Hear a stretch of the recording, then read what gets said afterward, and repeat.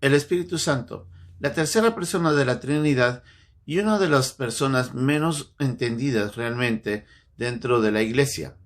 Muchas veces se enfatiza de una manera demasiado exagerada su obra y su participación y cómo obra sobre todo en la vida del creyente, y en otras veces tal vez no se la menciona por el mismo hecho de no caer en esa mala enseñanza. Pero ¿qué es lo que nos dice Pablo en esta carta, en el capítulo 3, cuando él, hablando de la presencia del Espíritu Santo en la iglesia, nos recuerda de que nosotros somos como iglesia el templo del Espíritu Santo y que Él obra en nosotros? Vamos a ver qué es lo que Pablo nos quiere decir en esta lección, una vez más aquí, en Un Momento con Dios.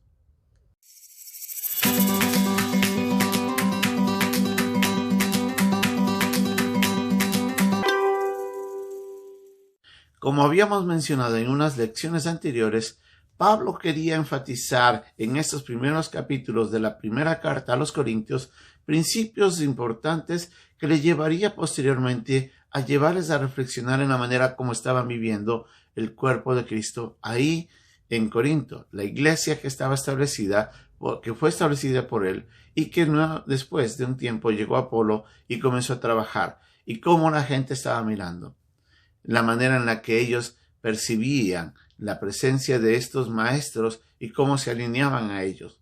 Y en medio de eso, les recuerda de que son salvos por gracia, les recuerda de que son salvos por la predicación del Evangelio, de que ellos llegaron a conocer el poder del Espíritu Santo a través de la predicación.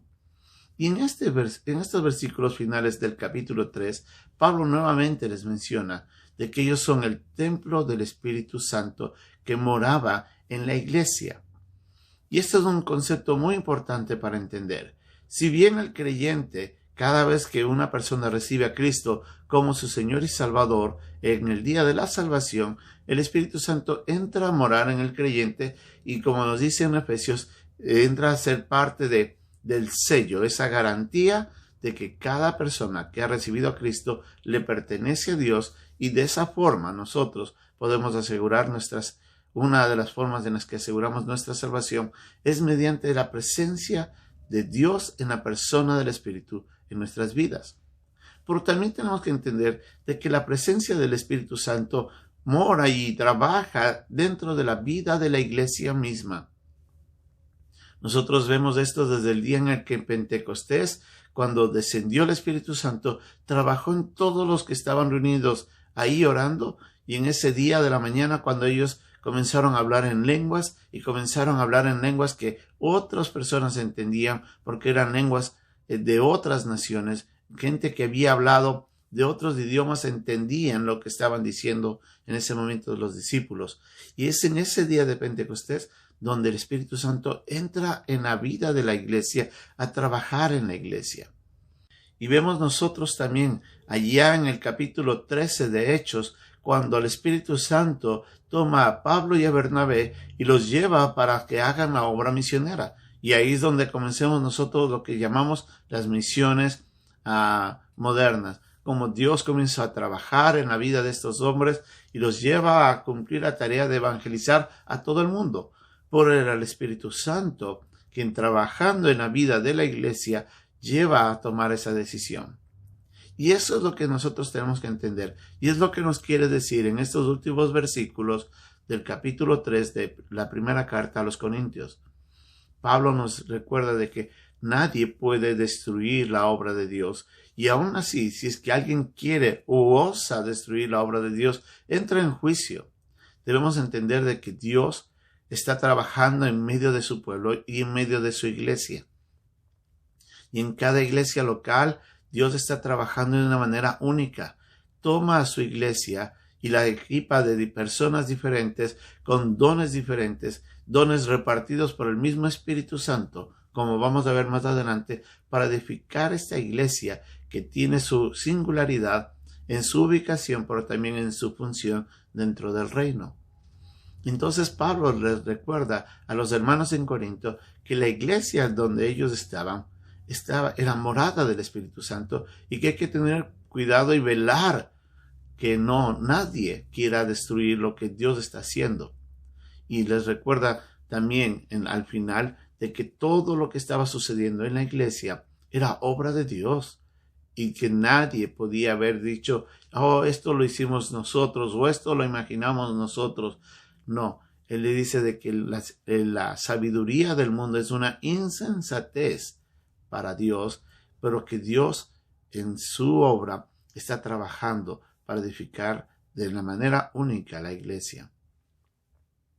Les recuerda también de que hay que tener cuidado de que tanto Pablo como Apolos, como Cefas, o en este caso Simón Pedro, y todas las demás personas, de una u otra manera, todos pertenecen a Dios y todos pertenecen a la obra que Dios está haciendo en medio de la iglesia. Así es que nadie puede alinearse de una u otra forma, como habíamos visto que la iglesia se estaba separando a causa de esta división por la identificación con uno u otro servidor. Y Pablo les dice, no olviden de que todos vosotros son morada del Espíritu Santo. Así es que, ¿cómo ve usted la iglesia? ¿Cómo la entiende?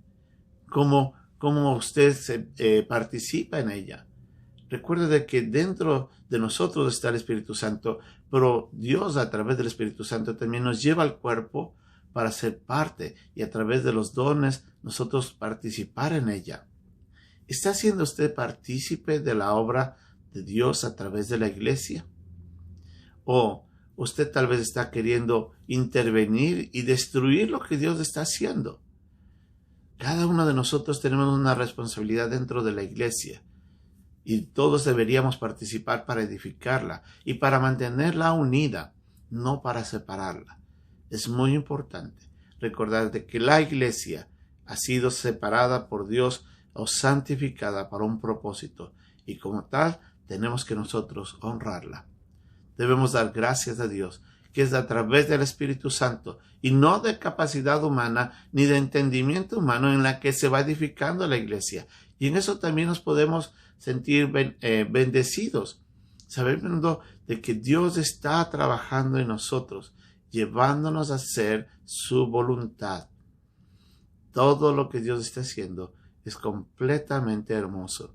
A través del Espíritu Santo, Dios trabaja en nosotros y a través de nosotros para edificar su iglesia. Y seamos partícipes de esta manera de algo que Dios maravillosamente está edificando. Que Dios nos ayude y nos recuerde. La iglesia tiene que ser santa. La iglesia tiene que ser honrada como tal y a través del Espíritu Santo y nuestra dependencia de Él, nosotros podemos hacer de que la obra de Dios transforme nuestras vidas y alcance al mundo entero. Que Dios nos bendiga.